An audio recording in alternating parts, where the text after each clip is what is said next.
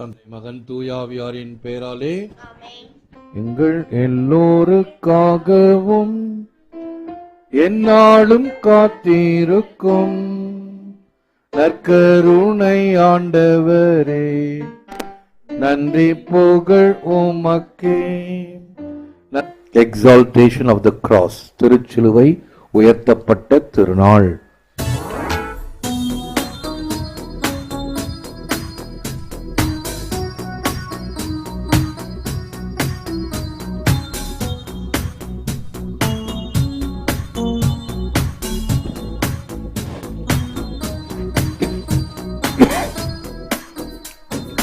சிலுவையில் அறையுண்ட மெசியா, இறை வல்லமையும் நிறைஞானமுமாய் உள்ளார்.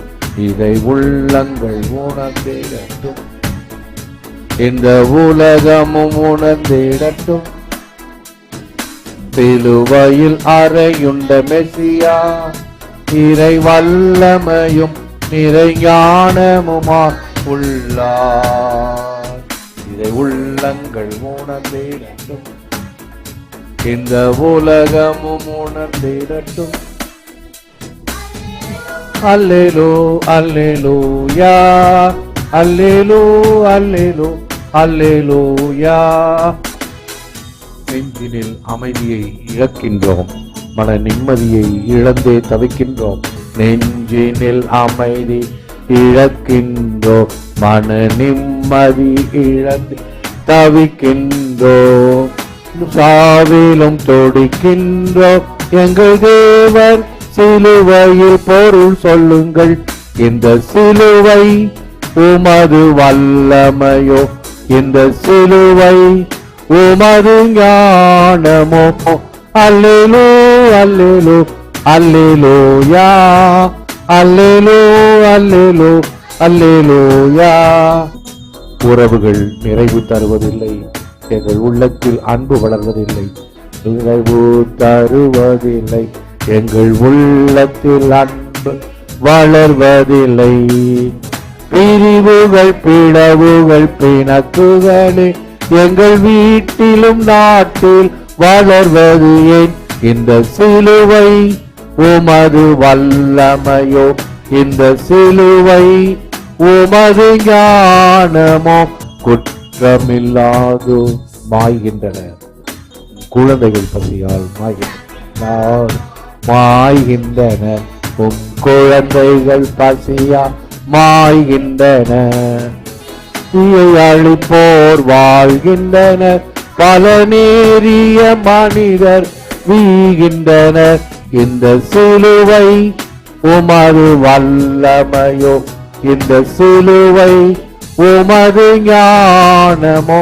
இந்த சிலுவை உமது வல்லமையோ, இந்த சிலுவை உமது ஞானமோ. அல்லேலூ அல்லேலூ அல்லேலூயா, அல்லேலூ அல்லேலூ அல்லேலூயா. திருச்சிலுவையின் மகிமை. முதல் வாசகம். கொள்ளிவாய் பாம்பை பார்க்கிற ஒவ்வொருவனும் பிழைப்பான். எண்ணிக்கை நூலிலிருந்து வாசகம். இஸ்ராயேல் மக்கள் செங்கடல் சாலை வழியாக பயணப்பட்டனர். அவ்வழியை முன்னிட்டு மக்கள் பொறுமை இழந்தனர். மக்கள் கடவுளுக்கும் மோசேக்கும் எதிராக பேசினர். இந்த பாலை நிலத்தில் மாளும்படி எங்களை எகிப்திலிருந்து கொண்டு வந்தது ஏன்? அற்பமான இந்த உணவு எங்களுக்கு வெறுத்து போய்விட்டது என்றனர். உடனே ஆண்டவர் கொள்ளிவாய் பாம்புகளை மக்களிடையே அனுப்பினார். அவை கடிக்கவே இஸ்ராயேல் மக்கள் பலர் மாண்டனர். அப்போது மக்கள் மோசேயிடம் வந்து, நாங்கள் பாவம் செய்துள்ளோம், நாங்கள் ஆண்டவருக்கும் உமக்கும் எதிராக பேசியுள்ளோம். அவர் இந்த பாம்புகளை அகற்றிவிடும்படி நீர் ஆண்டவரிடம் வேண்டிக் கொள்ளும் என்றனர். அப்போது ஆண்டவர் மோசேயிடம், கொள்ளிவாய் பாம்பு ஒன்றை செய்து அதை ஒரு கம்பத்தில் பொறுத்து கடிக்கப்பட்டோரில் இதை பார்க்கிற ஒவ்வொருவரும் பிழைப்பான் என்றார். அவ்வாறே மோசே ஒரு வெண்கல பாம்பை செய்து அதை ஒரு கம்பத்தில் பொருத்தினார். பாம்பு கடித்த எந்த ஒரு மனிதனும் இந்த வெண்கல பாம்பை பார்த்து உயிர் பிழைப்பான். ஆண்டவரின் அருள்வாக்கு. இறைவா உமக்கு நன்றி. என் மக்களே, என் அறிவுரைக்கு செவி சாயுங்கள், என் வாய்மொழிகளுக்கு செவி கொடுங்கள். நீதிமொழிகள் மூலம் நான் பேசுவேன். மனம் மாறி இறைவனை கருத்தாய் நாடினர். கடவுள் தங்கள் கற்பாறை என்பதையும் உன்னதரான இறைவன் தங்கள் மீட்பர் என்பதையும் அவர்கள் நினைவில் கொண்டனர். ஆயினும் அவர்கள் உதட்டளவிலேயே அவரை புகழ்ந்தார்கள். அவர்கள் இதயம் அவரை பற்றிக் கொள்வதில் உறுதியாய் இல்லை. அவரது உடன்படிக்கையில் அவர்கள் நிலைத்து நிற்கவில்லை. அவரோ இரக்கம் கொண்டவராய் அவர்கள் குற்றத்தை மன்னித்தார். இறைவனின் செயல்களை மறவாதிருங்கள், மறவாதிருங்கள், மறவாதிருங்கள். இரண்டாம் வாசகம். கிறிஸ்து தம்மையே தாழ்த்திக் கொண்டார். எனவே கடவுளும் கிறிஸ்துவை உயர்த்தினார். திருத்தூதர் பவுல் பிலிப்பியருக்கு எழுதிய திருமுகத்திலிருந்து வாசகம். சகோதர சகோதரிகளே, கடவுள் வடிவில் விளங்கிய அவர் கடவுளுக்கு இணையாயிருக்கும் நிலையை வலிந்து பற்றி கொண்டிருக்க வேண்டியதொன்றாக கருதவில்லை. ஆனால் தம்மையே வெறுமையாக்கி அடிமையின் வடிவை ஏற்று மனிதருக்கு ஒப்பானார். மனித உருவில் தோன்றி சாவை ஏற்கும் அளவுக்கு, அதுவும் சிலுவை சாவையை ஏற்கும் அளவுக்கு கீழ்ப்படிந்து தம்மையே தாட்டிக் கொண்டார். எனவே கடவுளும் அவரை மிகவே உயர்த்தி எப்பெயருக்கும் மேலான பெயரை அவருக்கு அருளினார். ஆகவே இயேசுவின் பெயருக்கு விண்ணவர் மன்னவர் கீழுள்ளோர் அனைவரும் மண்டியிடுவர். தந்தையாம் கடவுளின் மாட்சிக்காக இயேசு கிறிஸ்து ஆண்டவர் என எல்லா நாவுமே அறிக்கையிடும். ஆண்டவரின் அருள்வாக்கு. இறைவா உமக்கு நன்றி.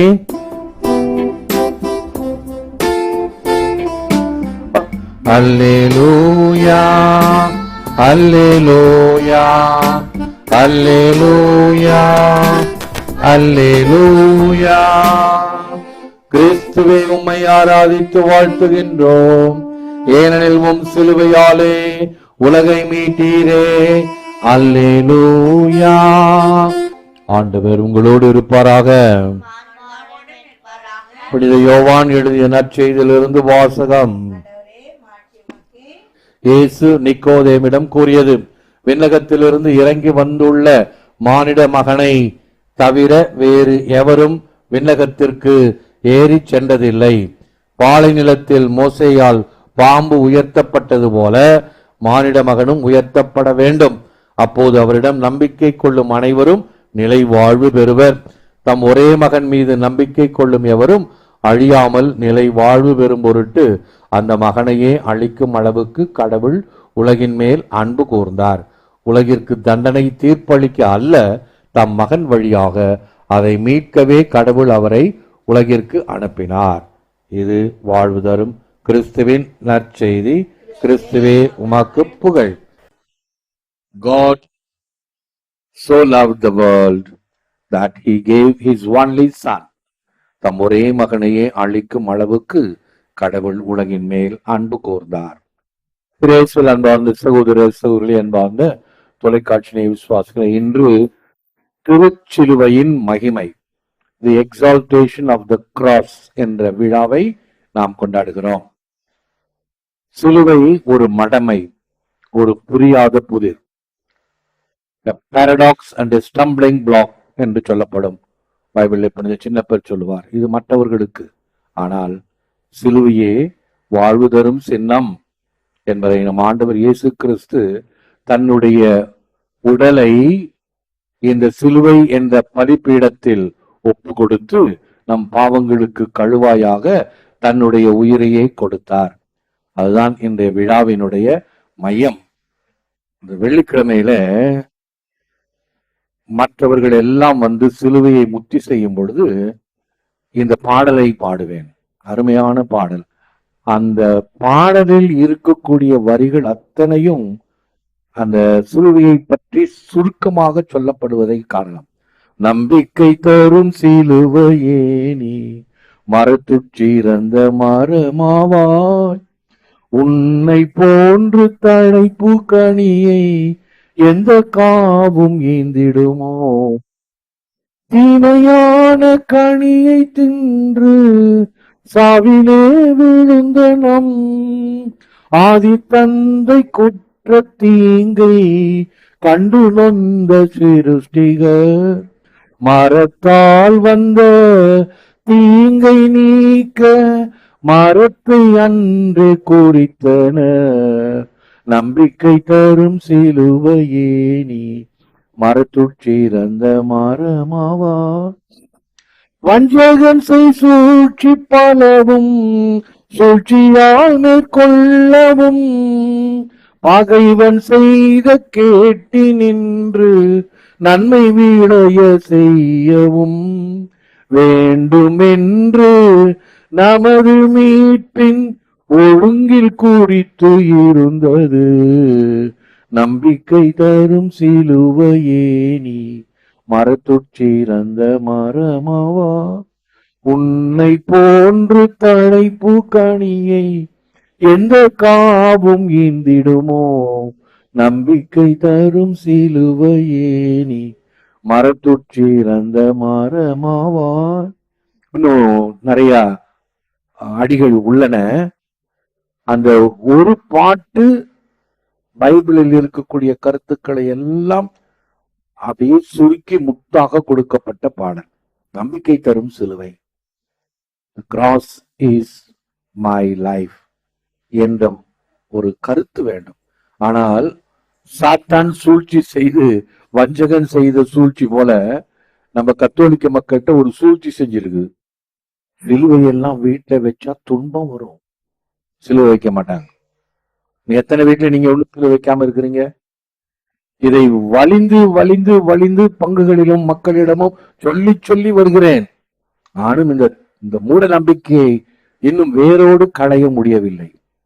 உங்கள் வீட்டில் சிலுவை இல்லை என்றால் இந்த மூட நம்பிக்கையினால் ஆட்கொள்ளப்பட்டிருக்கிறீர்கள் என்ற அர்த்தம். வஞ்சகன் சூழ்ச்சி உங்களை வென்றுவிட்டது என்ற அர்த்தம். சிலுவையின்றி வாழ்வு இல்லை. ஆனா இந்த சிலுவையை நம்ம பெருசா கருதுவோம். எப்படி தெரியுமா? தேர்ல ஜோடிச்சு மேல சிலுவை இருக்கும்.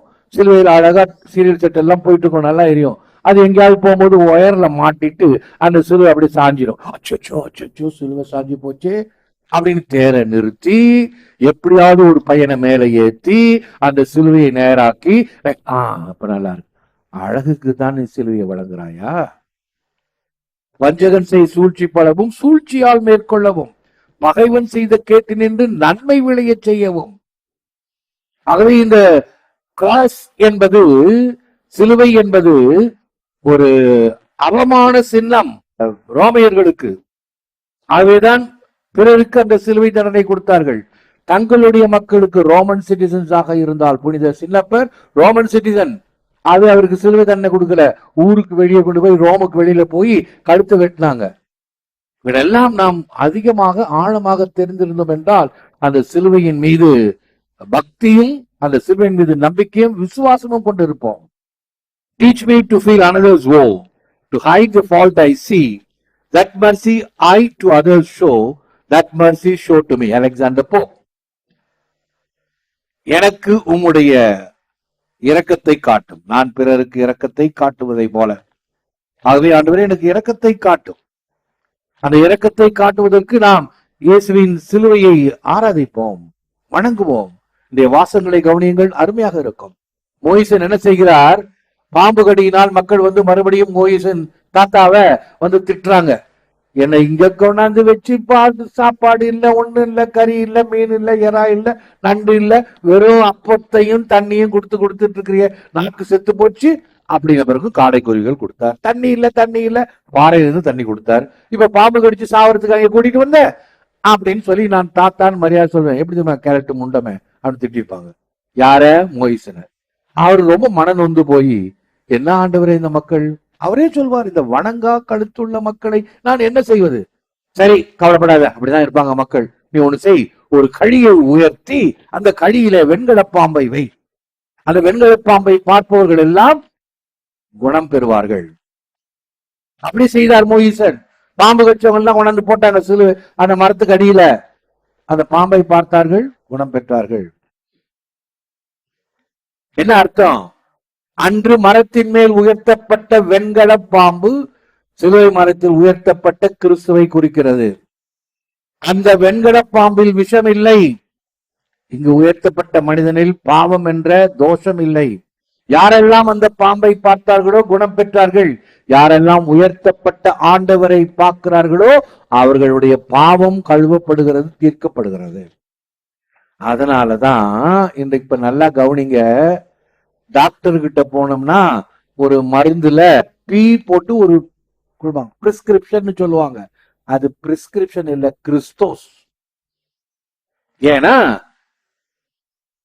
கிறிஸ்துதான் வாழ்வை கொடுப்பவர். நம்ம ஒரு பாட்டு பாடுவோம், பச்சிலையோ மருந்தோ என்னை குணமாக்கம் இல்லை, உன் திரு ரத்தத்தை விடுத்து என்னை குணமாக்கணும் பாட்டு பாடுவோம். மருந்து கொடுப்பது மருத்துவர், நலத்தை குணத்தை கொடுப்பவர் கடவுள். அது அந்த கருத்தை உணர வேண்டும்.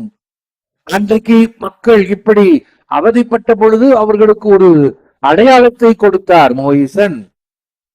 ஆகவே அதையே தான் 2ஆம் வாசகத்துல ஒரு சின்ன பேர் சொல்வார், தன்னையே தாழ்த்தி சிலுவை சாவை ஏற்கும் அளவுக்கும், அதுவும் சிலுவை சாவையே ஏற்கும் அளவுக்கும் கீழ்ப்படிபவர் ஆனார். ஆகவே கடவுள் அவரை எல்லா பெயருக்கும் மேலாக உயர்த்தி இயேசு கிறிஸ்து ஆண்டவர் என்று எல்லா நாவும் அறிக்கையிடுமே. பிலிப்பியர் திருமுகம் 2ஆம் அதிகாரம் 5ஆம் வசனத்திலிருந்து. ஆகவே உயர்த்தப்பட்ட கிறிஸ்துவரை உற்று நோக்க வேண்டும். அதனாலதான் நாம் இங்கு ஆண்டவரை உயர்த்தி காட்டுகிறோம். எப்பொழுதெல்லாம் இது இந்த நற்கருணை ஆராதனையின் பொழுது நடுப்பூசையில அப்பத்தையும் கிண்ணத்தையும் உயர்த்தி காட்டும் பொழுது, அந்த உயர்த்தி காட்டப்படும் பொழுது அவரை உற்று நோக்க வேண்டும். அந்த நேரத்தில் தலை வணங்கிக்க கூடாது, கண்களால் பார்க்க வேண்டும். அவருடைய கிரணங்கள், the rays of grace, நம் கண்கள் வழியாக நம் உள்ளத்தில் நுழைய வேண்டும். உயர்த்தப்பட்டவரை உற்று நோக்குவோம், வாழ்வு பெறுவோம்.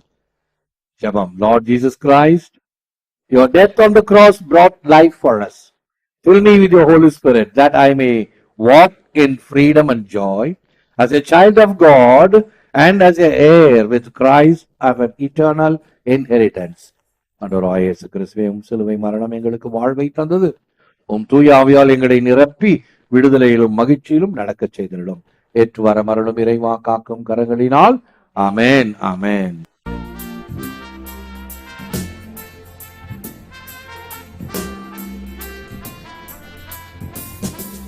கலைமான் நீரோடையை ஆர்வமாய் நாடுதல் இறைவாய் நெஞ்சம் மறவாது உன்னை, இறைவாய் நெஞ்சம் மறவாது உன்னை எங்கியே நாடி வருகின்றது.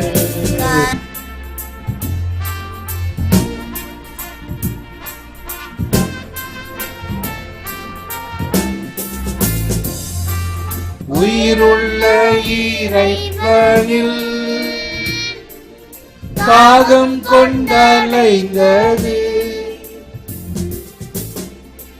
இறைவா உன்னை என்று நான் காண்பேன், இறைவா உன்னை எங்கு நான் காண்பேன். கண்ணீரே எங்கள் உணவானது கலைமான் நீரோடையை ஆர்வமாய் நாடுதல் இறைவா என் நெஞ்சம் மறவாது உன்னை, இறைவா என் நெஞ்சம் மறவாது உன்னை ஏங்கியே நாடி வருகின்றது.